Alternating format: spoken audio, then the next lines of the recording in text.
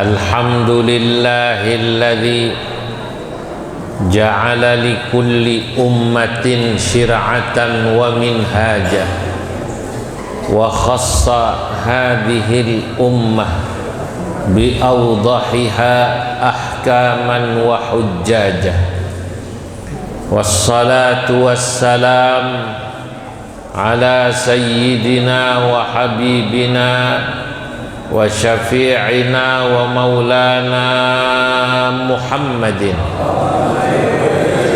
alladzi mayyazahu Allah ala khawasi ruslihi mu'jizatan wa mi'raja wa ala alihi wa ashabihi wa junudihi wa ansarihi ma damatis syamsu tuniru falakad duja amma ba'du. Hadratal muhtaramin, para alim ulama, para kiai, para tokoh dan pemuka masyarakat, wabil khusus Bapak Kepala Desa Setia Mekar, Bapak Suryadi SH,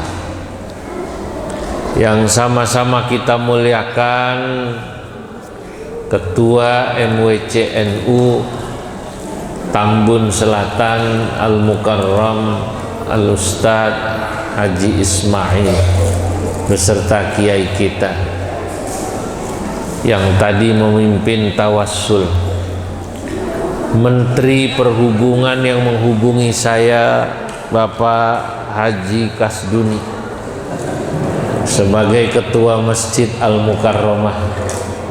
Melalui setapnya Pak Syahril menghubungi saya, tapi menterinya Pak Kasduni. Bapak-bapak, ibu-ibu, seluruh jamaah yang hadir, calon-calon ahli surganya Allah.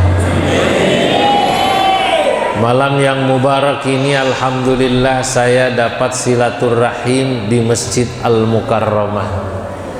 Masya Allah, di komplek apa namanya? Bumi Sani.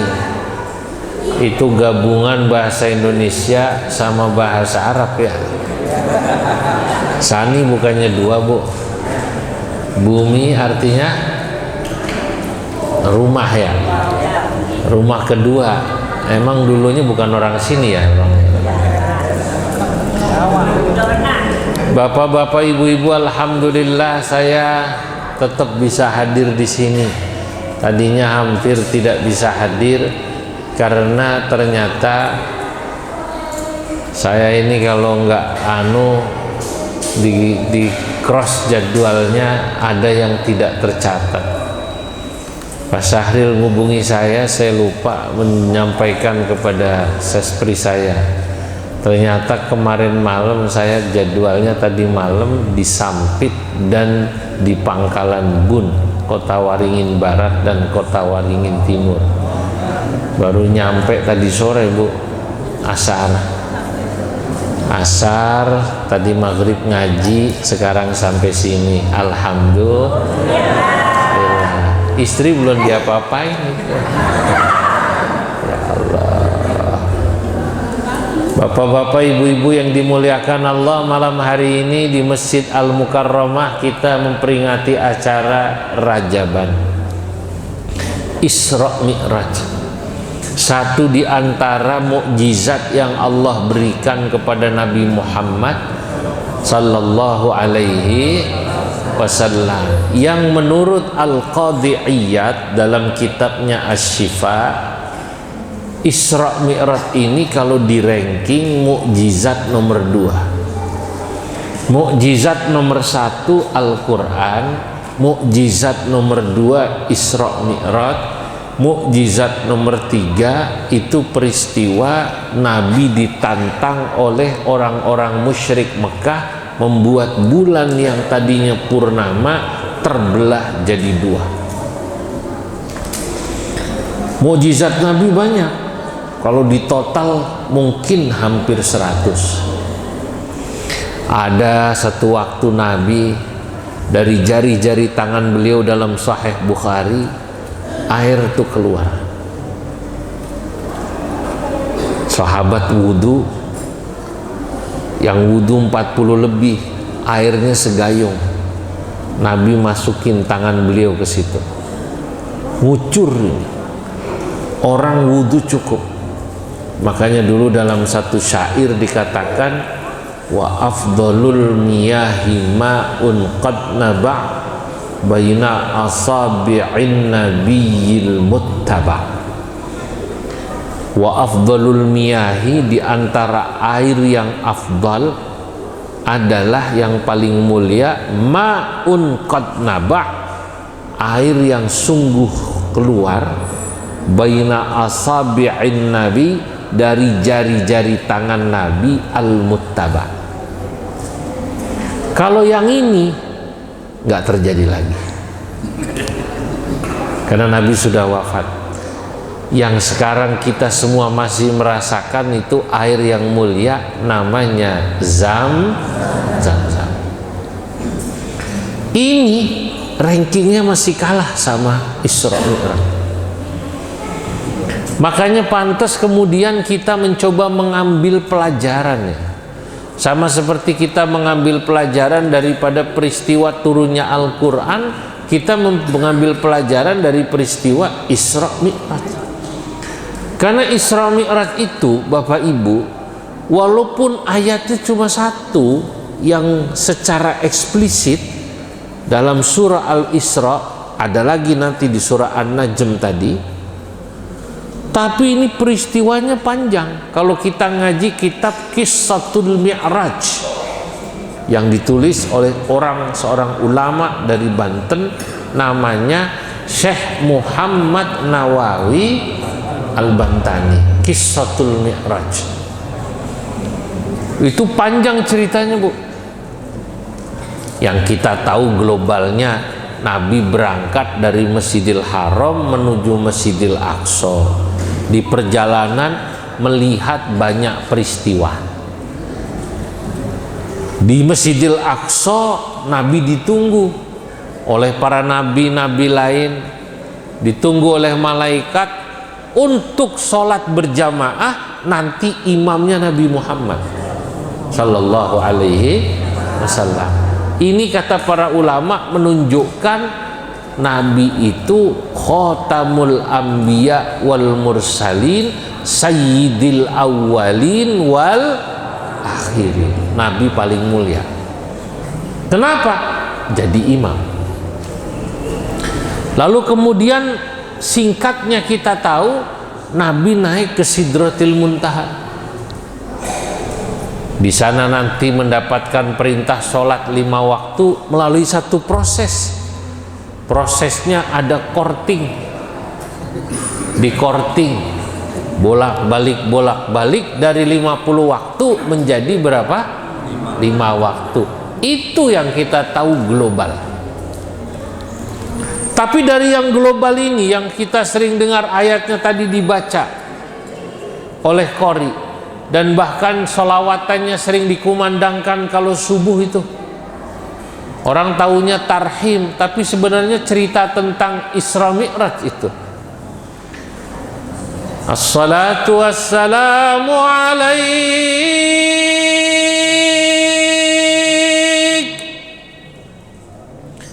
ya imam al-mujahidin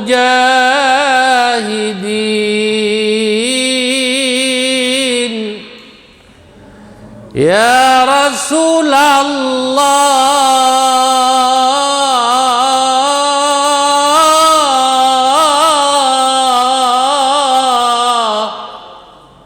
Di sini ada nggak di sini tuh? Asli apa kaset? Hah? Asli apa kaset? Asli kaset. Asli kaset. Ya man asra bikal muhaiminu laylan nilta wal anamu niyamu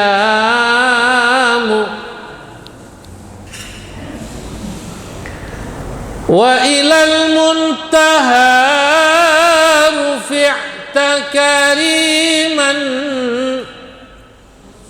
wa ilal muntaha rufi'ta kariman wa sami'tan nida alaika salam.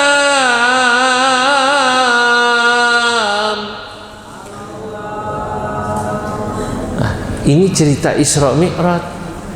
Cuman kita tahunya kalau ini disetel imsak. Tahunya apa namanya? Betul apa enggak? Imsak. Kalau santri ngerti ini cerita Isra Mi'raj. Ya man asra bikal muhaiminu lailan wahaidat.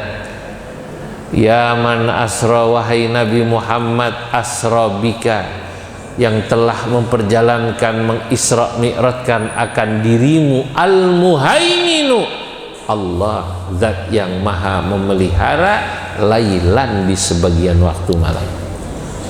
Nah, ini perjalanannya ajaib, perjalanannya aneh, luar biasa. Jangankan dulu, sekarang saja itu para ilmuwan yang mempelajari tentang alam semesta itu masih belum nyampe akalnya ada manusia tanpa alat bantu apapun bisa menembus langit pertama sampai Sidratil Muntaha.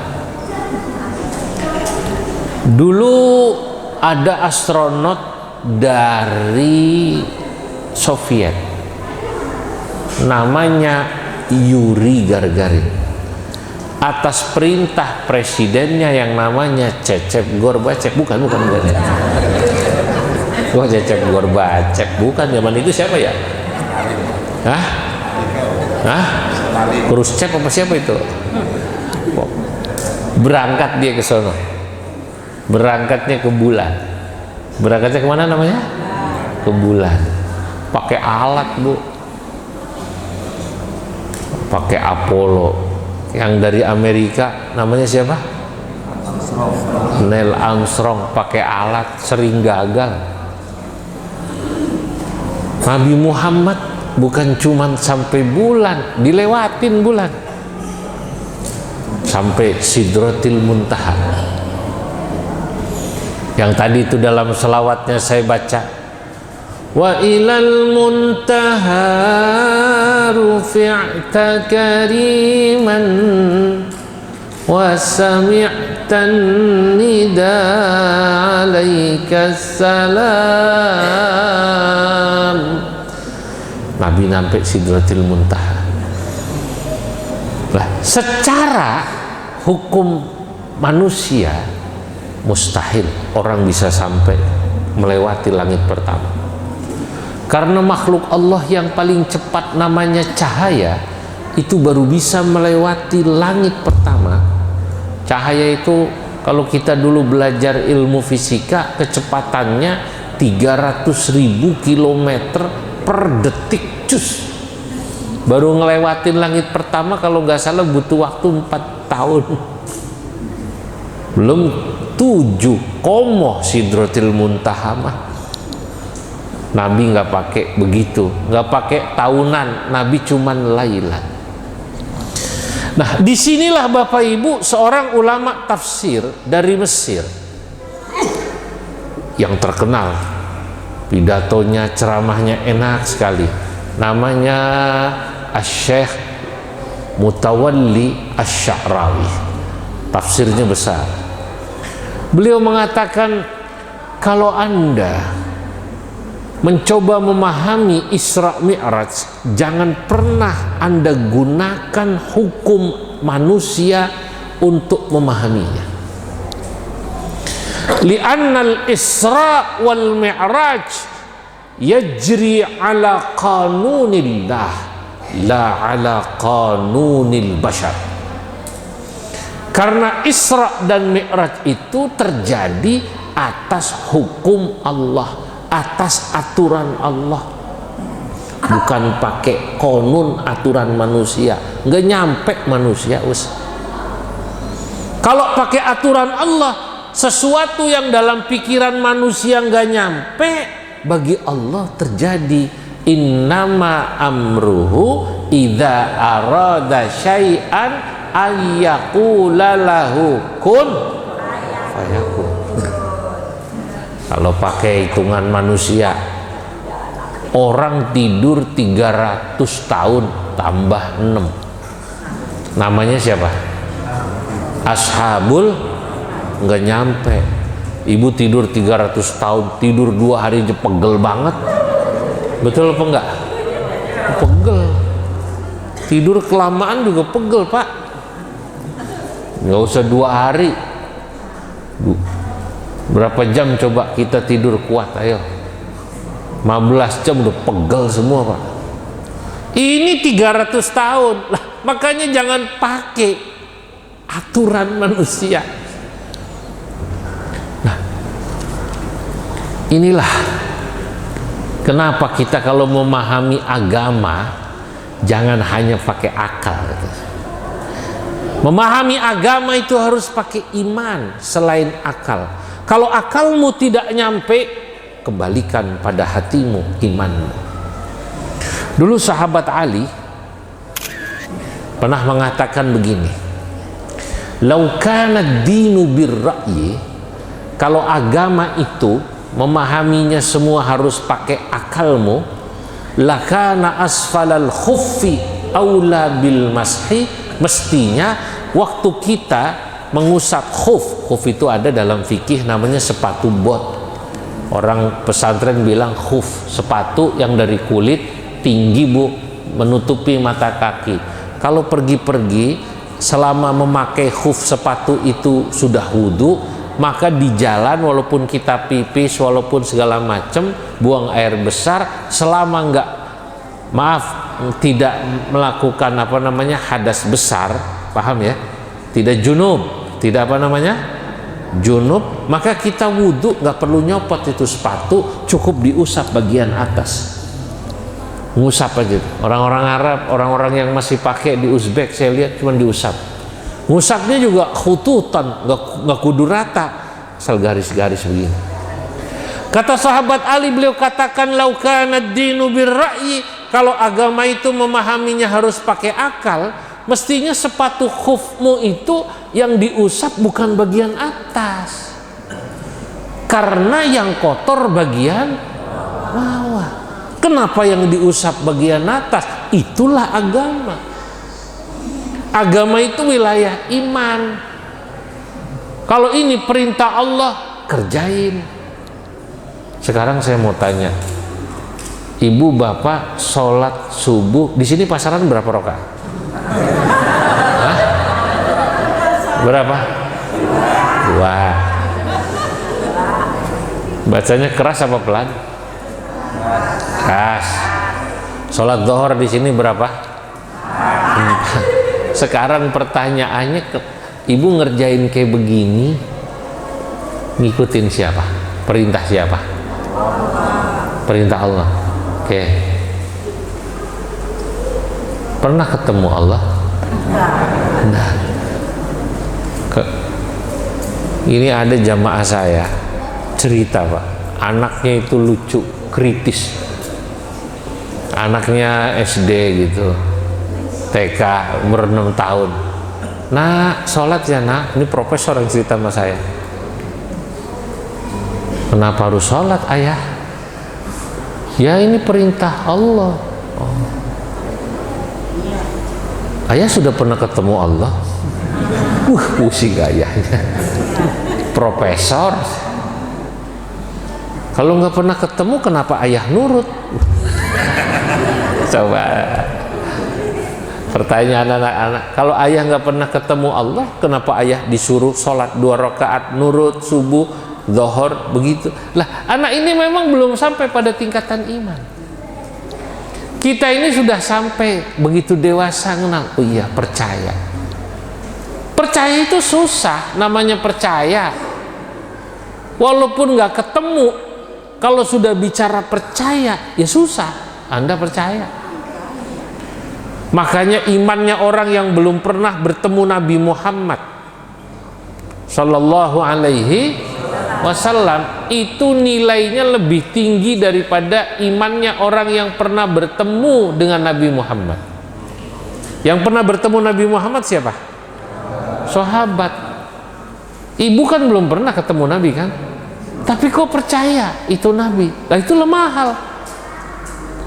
Makanya Nabi dalam satu hadis beliau mengatakan, tuba liman ra'ani wa amanabi, thumma tuba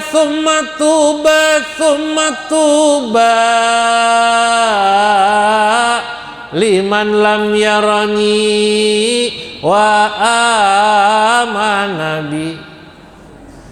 Berbahagialah orang-orang yang pernah melihatku lalu mereka mau beriman padaku, para sahabat. Tapi lebih berbahagia lagi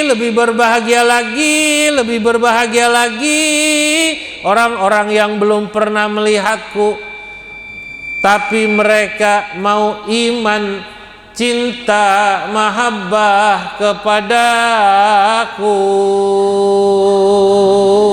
Masya Allah, kebawa-bawa ketuanya, soalnya orang Cirebon nih, jadi saya pakai lagu Kuningan. Masya Allah. Jadi orang yang belum pernah bertemu Nabi mau beriman, berbahagianya 3 kali. Jadi Isra Mi'raj Bapak Ibu adalah bicara tentang satu di antara, ya, yang pertama bicara tentang satu di antara inti agama Islam, yaitu akidah atau keimanan. Li'annal islama aqidatun wa syari'atun wa akhlaq. Karena inti daripada agama Islam adalah akidah, keimanan. Rukun iman itu akidah. Di antara isi rukun iman, percaya pada Allah itu kan bukan sekedar percaya pada Allah, tapi percaya bahwa Allah itu memiliki sifat-sifat kesempurnaan. Salah satu sifat kesempurnaan Allah, Allah itu maha kuasa. Bapak Ibu dulu kecil kan suka ngapalin tuh sifat 20. Allah wujud kidam baqa,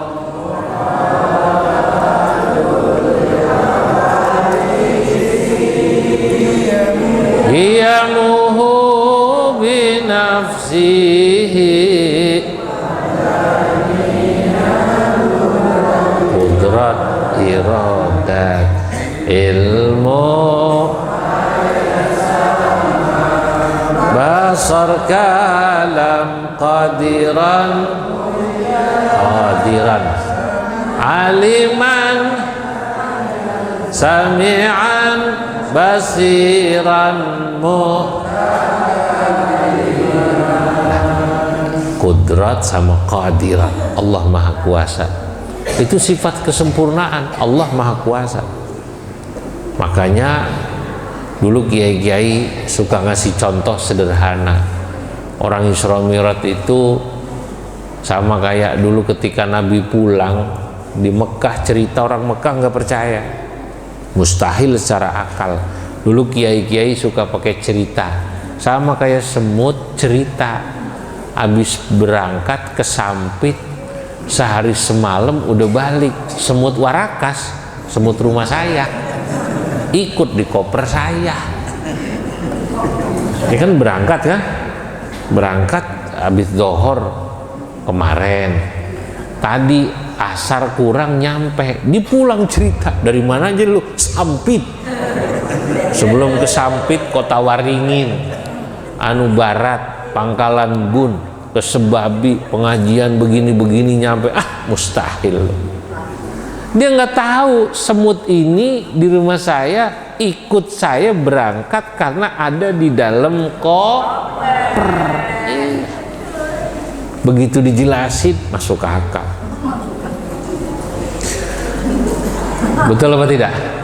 Nah, memang kadang-kadang sesuatu yang kita belum nyampe itu ya karena memang kita belum ketemu jawabannya. Dulu ada ketika saya ngaji di pesantren satu ungkapan begini, Bapak Ibu. Al-ajzu an darkil asya'i idrakun. Ketidakmampuanmu memahami sesuatu, sesungguhnya kau sudah menemukan sesuatu. Paham apa enggak, Bu? Paham enggak? Nah, kalau enggak paham lewati. Al-ajzu an darkil asya'i idrakun. Ketidakmampuanmu memahami, menemukan sesuatu, sebenarnya kau sudah menemukan sesuatu. Kalau kita bicara tadinya belum nyampe-nyampe, gimana ya, ada orang tidur gitu, berarti kau sudah menemukan sesuatu.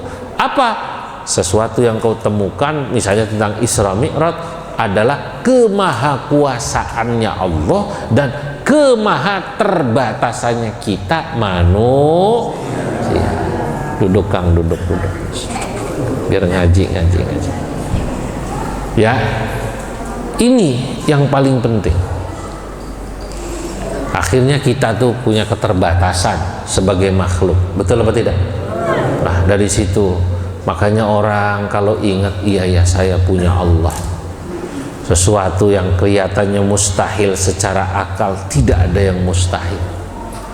Dulu orang-orang Mesir itu nyaris putus asa, begitu kuatnya Fir'aun. Akhirnya Fir'aun tumbang, mati di Laut Merah. Dulu orang Mesir, Bu, bingung itu, gimana ya Fir'aun begitu kuat. Saking kuatnya Fir'aun Mesir ini, bukan Fir'aun Indonesia. Ya. Fir'aun Mesir pidato. Wa nada Fir'aunu fi qaumihi qala ya qaumi alaysa li mulku Misra wa hadhihi al-anharu tajri min tahti afala tubsirun. Wa nada Fir'aunu fi qaumihi, dan Fir'aun pernah pidato di hadapan kaumnya, warga Mesir. Ya qaumi, hai kaumku, kata Fir'aun, alaysa li mulku Misra, bukankah Mesir saya yang punya, kata Fir'aun. Wa hadhil anhar tajri min tahti, bukankah sungai Nil ini berjalan atas perintah dan titah saya. Rakyat Mesir semua iya aja, Bu, mau ngelawan takut. Akhirnya Fir'aun jatuh setelah 40 tahun. Orang nggak kebayang dulu gimana orang begitu kuat bisa jatuh. Tapi ada pelajaran menarik. Ada orang bilang katanya Fir'aun Mesir sedolim-dolimnya yang ngaku sungai Nil punya dia, nggak pernah mempersulit rakyatnya mencari ikan di sungai Nil. Fir'aun Mesir nggak pernah bikin pagar di Laut Merah.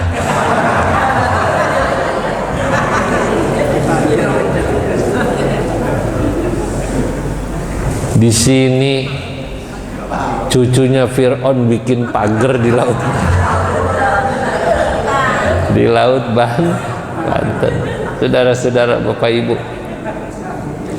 kalau kita melihat yang kayak begini nih, orang kayaknya kok zalim amat kayak begini, udah Bu, Pak, kita punya Allah, kita punya Allah. Semua ada ceritanya dalam Quran. Itulah pesan pertama, bahwa dalam agama kita harus percaya tentang ini, kekuasaan Allah yang maha absolut. Maka menjaga iman itu penting. Itu kenapa dulu kalau orang bertanya bagaimana supaya iman saya bagus, loh, kalau kita pengen imannya bagus, sebenarnya dalam ayat Isra Mi'raj dijelaskan, Nabi itu Isra Mi'raj berangkat dan menujunya dari masjid ke masjid, minal masjidil haram ilal masjidil aqsa. Ini menunjukkan bahwa masjid itu tempat penting untuk pembinaan keimanan kita. Maka dalam hadis Nabi Muhammad sallallahu alaihi wasallam bersabda, "Idza ra'aitumur rajula ya'tadul masjida fashhadu lahu bil iman." Kalau kau melihat ada seseorang dia kok cinta sama masjid, mau ke masjid, ngaji di masjid, sholat di masjid, kumpul sama orang-orang di masjid, fashhadu lahu bil iman, saksikanlah iman orang itu bagus. Alhamdulillah. Makanya jangan jauh-jauh dari Masjid Al-Mukarramah, apalagi kalau udah pensiun ya Pak Haji ya. Lah emang Masya Allah masjid di mana-mana saya lihat itu yang paling aktif ya dua kelompok, satu pensiunan, dua orang-orang susah.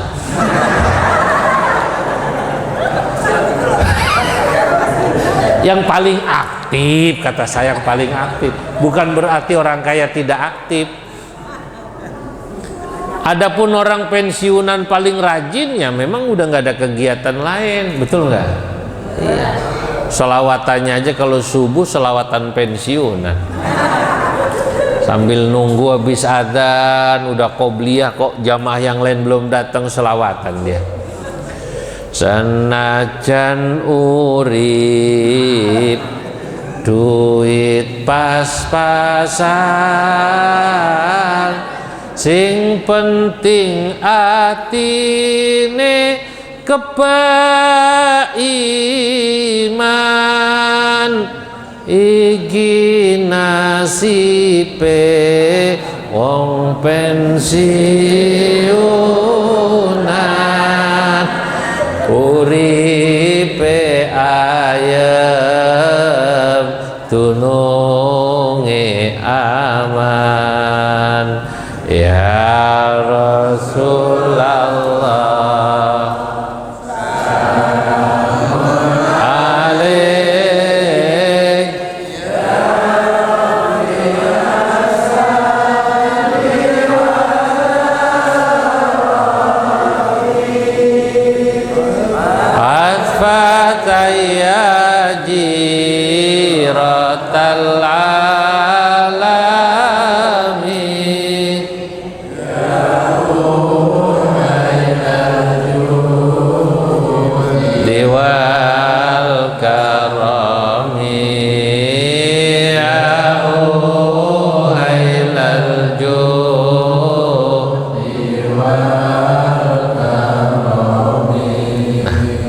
Tempat untuk membina iman itu masjid, apalagi zaman akhir. Masya Allah, dulu saya kecil di Priuk Bu, saya lahir di Priuk, Tanjung Priuk tahu ya, desa saya, kelurahan saya namanya Warakas ya. Kiai ini dulu Koja nih, kalau saya Warakas, makanya saya dipanggil anak mana lo? Ane Anwar, anak Warakas. Kampung Warakas, disingkat Anwar, anak Warakas. Itu Jakarta 40 tahun lebih yang lalu. Saya lahir 40 tahun Bu yang lalu, lebih. Lebihnya nggak usah disebut. Ya, Bapak Ibu, dulu itu Masya Allah Priuk terkenal premannya banyak. Naik taksi dari Gambir, taksi diajak ke Priuk takut. Betul apa enggak? Priuk enggak. Kalau kampung beliau Koja terkenal juga. Kalau Priuk terkenal dulu preman, kalau Koja lain lagi. Rumah mana? Koja. Kojanya mana? Lagoa ya? Hah?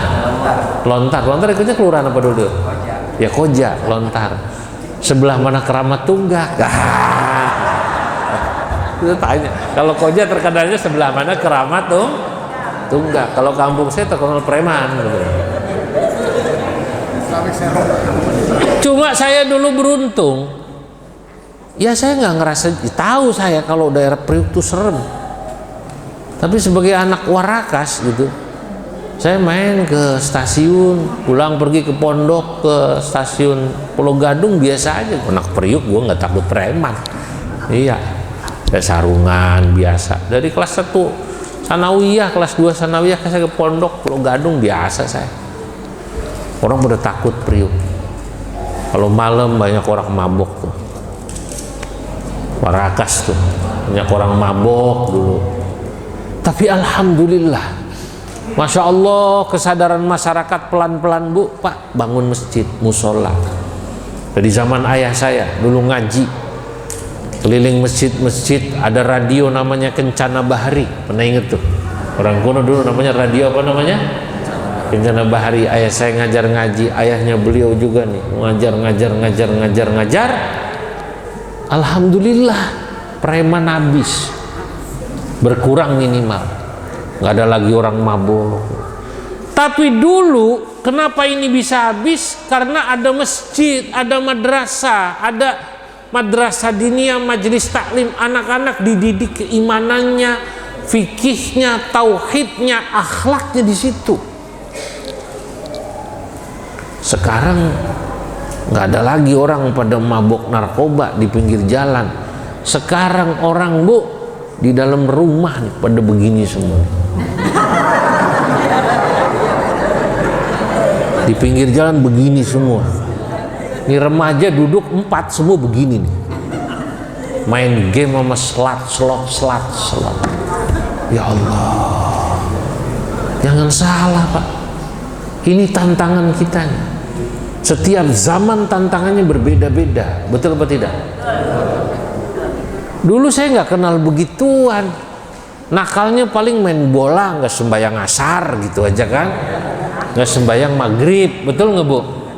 Saya kalau main dulu paling nakalnya begitu, pulang sekolah main galasin. Tahu galasin? Iya, sekarang udah nggak ada galasin lagi, nggak ada tanahnya, Pak. Habis. Sekarang nih bahaya ini. Anak-anak kita isinya main begini. Makanya ibu bapaknya bingung, nggak kuat di mana kalau anaknya dipondokin. Betul apa enggak? Nah, makanya benteng kita Bapak Ibu ya masjid. Selama kita insya Allah dekat sama masjid, iman kita aman, syariat kita aman, akhlak kita aman. Ditambah lagi insya Allah kita akan dapat berkah kumpul orang soleh. Karena dalam Al-Isra disebut Subhanalladzi asra bi'abdihi laylan minal masjidil harami ilal masjidil aqsa alladzi barakna haulahu linuriyahu min ayatina innahu huwas sami'ul basir. Dalam ayat ini ketika Allah menyebut dari masjid ke masjid, minal masjidil haram ilal masjidil aqsa alladzi barakna haulahu, di sini dikasih penjelasan Masjidil Aqsa adalah tempat yang diberkahi. Pertanyaannya, apa Masjidil Haram tidak diberkahi? Ya diberkahi. Semua masjid diberkahi. Tapi yang diberi contoh di sini Masjidil Aqsa. Kenapa masjid diberkahi? Satu, karena di situ orang soleh kumpul. Karena keberkahan itu insya Allah akan berbanding lurus dengan keimanan, ketakwaan, kesolehan satu komunitas, Pak. Bapak Ibu nyari rizki lurus, insya Allah halal, amin. Ditambah ibadahnya bagus, itu sekeluarga anaknya insya Allah berkah, amin.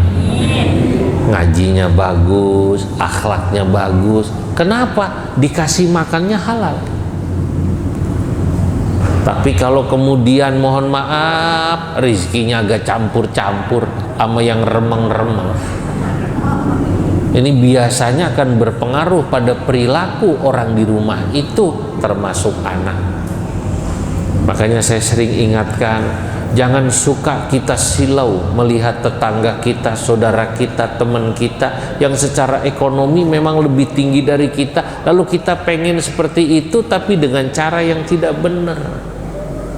Karena memang yang namanya manusia itu rizkinya udah diatur sama Allah. Sama-sama ustadz ini Bu, sama-sama kiai, tanya aja. Ada yang ditakdirin kiai tingkat kecamatan MWC, kan begitu kan? MWC, muter-muternya ya sekecamatan. Saya mau tanya, kiai tingkat kecamatan sama tingkat nasional rezekinya banyakan mana? Bukan saya ngomong ya. Tapi apakah beliau kemudian iri? Enggak, emang udah nasibnya begitu. Tapi kan orang cuma ngelihat saya dari sono, dari sini, nggak lihat berat Bu. Saya seminggu kadang-kadang setengah bulan nggak ketemu istri ya. Kalau udah ngelihat anak kecil gitu, saya bayangin, ya Allah, kangen anak saya yang paling kecil, umurnya 8 tahun. Dari jauh saya bayangin nanti sampai rumah saya gendong anak. Sampai rumah lupa yang saya gendong emaknya.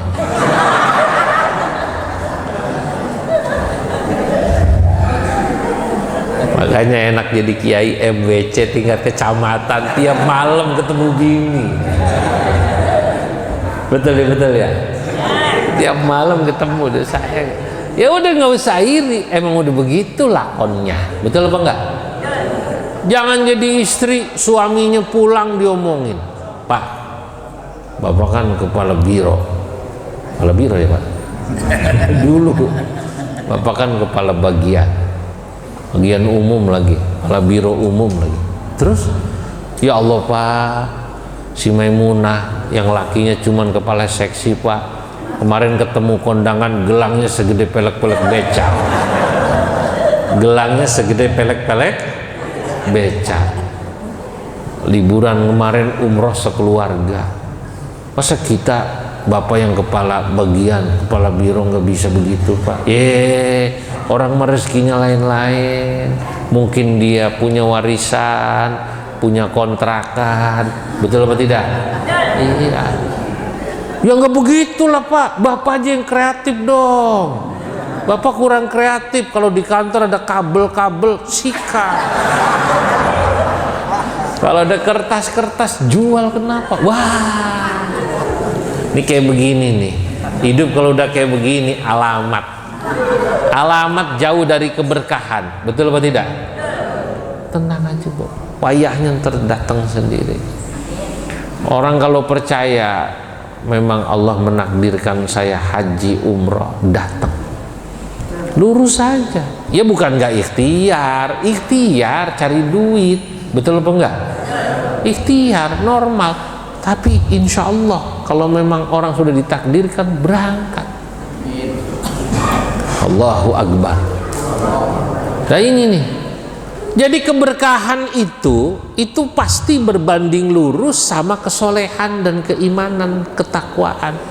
Makanya Allah menyebut alladzi barokna haula. Kenapa Masjidil Aqsa, Masjidil Haram, termasuk Masjid Al-Mukarramah ini diberkahi? Karena di situ orang-orangnya menjaga iman dan ketakwaannya. Udah dijaga aja lah iman kita, insya Allah berkah. Amin. Kalau sudah berkah, nah ini kalau udah berkah, akal kita nggak nyampe. Orang kalau sudah dikasih berkah, baik berkah umur, berkah waktu, berkah rizki, berkah ilmu. Ada orang yang sekolahnya cuma SMA, tapi dia ilmunya digunakan orang banyak. Ada orang yang mungkin belajar di pesantren gak lama, bahkan gak di luar negeri, tapi yang bersangkutan dibutuhkan masyarakat, susah ngitungnya. Ada orang sama-sama dikasih hidup cuma 50 tahun atau 40 tahun, yang satu produktif. Berkah itu produktif, bisa bikin masjid, bisa bikin madrasah, bisa ngarang kitab, punya santri. Masya Allah, amalnya banyak. Ada orang dikasih umur 50 tahun habis cuman buat main catur sama gaple. Ada yang begitu? Ada. Nah, itu berkah namanya. Makanya Allah mengatakan dalam surah Al-A'raf, ya, dalam surah Al-A'raf Allah mengatakan, walau anna ahlal qura amanu wattaqau la fatahna alaihim barakatim minas samai wal ard. Dan jikalau penduduk satu negeri, satu kabupaten, satu kecamatan, satu kelurahan, satu RW, satu rumah mau beriman bertakwa kepada Allah, niscaya Allah akan turunkan keberkahannya dari langit dan dari bumi. Masya Allah. Kalau orang mau iman takwa, Allah turunkan berkah.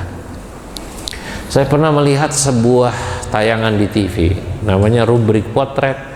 Dulu TV-nya namanya Indosiar. Saya ingat itu. Indosiar apa SCTV ya? Lupa saya. TV lah. Saya liatin itu TV. Rupanya dalam Rubrik Potret itu dipotret sebuah keluarga. Ada bapak tua umurnya 70-an lebih sama istrinya yang sama. Didatangi oleh, wawancarai oleh ya reporter TV. Anak-anaknya dilihatin, dipoto aktivitasnya. Rupanya sang bapak ini dulu buruh bangunan, istrinya buruh cuci, anaknya 5 profesor semua nih Pak. Salah satunya dekan Fakultas Kesehatan Masyarakat UI. Bapaknya buruh cuci, buruh bangunan, ibunya buruh cuci. Masya Allah, buruh cuci berapa sih Bu penghasilannya? Yakin gak kuat beli seragam kayak begini, gak kuat. Alhamdulillah kalau ibu masih kuat kan, walaupun lunas apa belum itu urusan lain. Buruh cuci ya. Suaminya buruh bangunan, anaknya 5, satu profesor dekan Fakultas Kesehatan Masyarakat UI, satunya di ITB, satunya Undip, satunya UGM. Yang S1 cuma 1, dokter Andes apa ya, semacam itulah. Hebat itu. Ketika diwawancarai oleh reporter TV, Bapak, apa rahasianya, kiatnya Bapak ini? Mohon maaf ya, Bapak kan buruh bangunan, Ibu kan buruh cuci, kok punya anak 5, kok bisa hebat semua? Apa jawabannya? 1, kata dia, saya nggak pernah ngasih makan anak kecuali yang halal. Kecuali yang halal. Saya nggak kuat memang beliin susu, anak saya ya apa adanya. Paling banter orang zaman dulu kan peresan beras, tajin ya Bu ya. Nah itu. Kedua, saya tanamkan anak saya iman takwa. Dari kecil saya ajarin ibadah. Alhamdulillah, saya anak itu 5, kuliah nggak pernah ngongkosin. Semuanya beasiswa. Allah kasih cerdas akalnya. Tahu-tahu yang satu datang, Pak, kurang seminggu bawa batik, saya mau wisuda Pak, tolong Bapak nanti datang. Ya Allah, itu kalau udah berkah susah, akal kita nggak nyampe, betul apa tidak? Nah, makanya kalau pengen berkah hidup kita, umur kita, jangan jauh-jauh dari masjid. Insya Allah, moga-moga ini nih, ya, disinilah tempat kita membina iman, membina akhlak. Saya percaya kalau orang yang ngaji di masjid, Setiap ngaji diajarin guru ya, ustadzah. Yang tadinya mau sombong malu, yang tadinya mau pelit malu lah malah dilihat yang lain baik. Lah ustadznya jelasin, awas jangan pelit bapak ibu, pelit susah masuk surga. Karena di surga ada tulisannya gede di atas pintu surga, pelit dilarang masuk.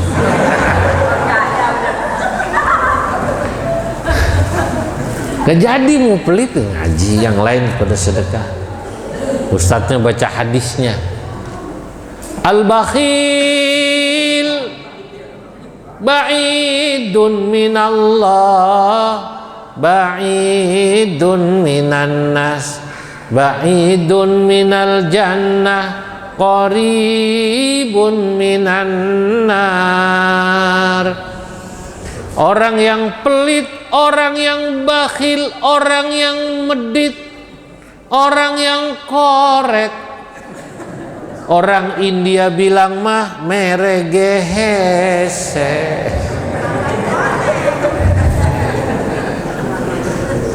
Jauh dari Allah, jauh dari manusia, jauh dari surga, dekat dengan api neraka. Ini hadis Pak, cuman dilaguin gitu loh, supaya jamaahnya nyender merem. Aduh, itu udah nyender selonjor lagi, aduh enak banget itu dilaguin begitu. Lo dulu kiai-kiai kita itu gitu, kadang-kadang hadis diterjemahinya pakai lagu. Dulu ada di Bogor, di Cianjur terkenal namanya Kiai Balap. Betul ya? Kiai Balap. Kiai Balap tuh terkenal dulu Bu. Ya lagunya kayak begitu. Kalau ada tontonan orang mabok dangdutan, Kiai Balap pengajian begini, itu disebutnya Kiai Balap, artinya tontonan habis, kebalap datang ke majelis ilmu semua. Kok bisa? Tertarik dengan cara penyampaiannya. Jadi cara penyampaian ulama itu pengaruh. Orang tadinya mau mabok, mau dengerin dangdut, pindah ke pengajian. Makanya ngaji juga kiai ya harus bisa menjelaskan dengan cara yang enak gitu.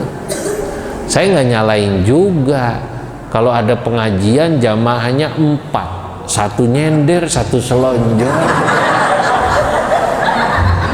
1 merem.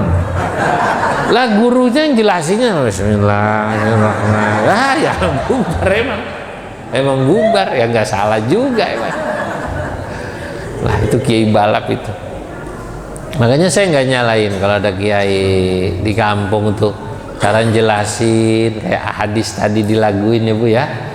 Saya juga begitu, makanya saya seneng bersenandung itu dengan selawatan. Kalau saya lagi di Sunda, selawatan saya Sunda. Ya Bekasi kan Jawa Barat, betul apa enggak? Sunda. Kemarin saya dari Jawa Timur, selawatan saya lagu Jawa Timur. Di Jawa Timur selawatannya lagunya Iwak Bandeng. Tapi bener loh, Jawa Timur itu. Iwak bandeng ono iwak sepat, percuma ganteng ora tahu sholat. Iwak hiu cacahe papat, percuma ayu ora gelem sholat. Allahumma sholli wa sallim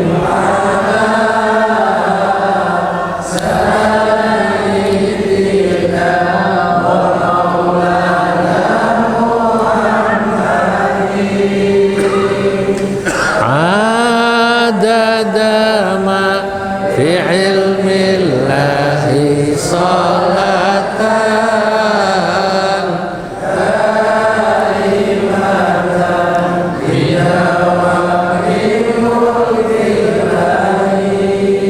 Sebenarnya dalam salawat-salawat ini ada pesan-pesan kan. Percuma ganteng ora gelem percuma ayu ora gelem kan itu sebenarnya nasihat itu. Kadang-kadang orang kita itu memang ya bisa masuk kalau seperti itu, nggak apa-apa. Dulu di daerah Cirebon, Indramayu itu kalau nasehatin gitu sambil pengajian ibu-ibu pakai bahasa Cirebonan Indramayuan itu, alamate ahli neraka ana papat kaping siji duwe ati sing hasudan ping pindone dadi uwong medit pisan ping telune duwe wajah sing mrengu.